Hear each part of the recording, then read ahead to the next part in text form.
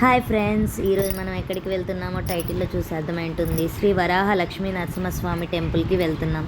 ఈ టెంపుల్ ఏపీలోని ఒంగోలుకు దగ్గరలో ఉన్న సింగరాయకొండ మండలంలో ఉంటుంది. ఈ టెంపుల్లో ఎవ్రీ ఇయర్ బ్రహ్మోత్సవాలు నిర్వహిస్తారు.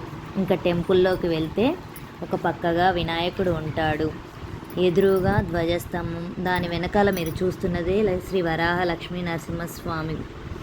అటు పక్కగా రాజ్యలక్ష్మి అమ్మవారు ఉంటారు, మరొక సైడ్ గోదాదేవి అమ్మవారు ఉంటారు. వీడియో క్లిప్ మిస్ అయ్యింది. ఇప్పుడు మా లడ్డు తల్లి వెళ్తున్నది పక్కనే ఉన్న శ్రీ యోగానంద లక్ష్మీ నరసింహస్వామి టెంపుల్కి. ఈ గుడిలో శ్రీ యోగానంద లక్ష్మీ నరసింహస్వామి మరియు ఆంజనేయ స్వామి ఉంటాడు.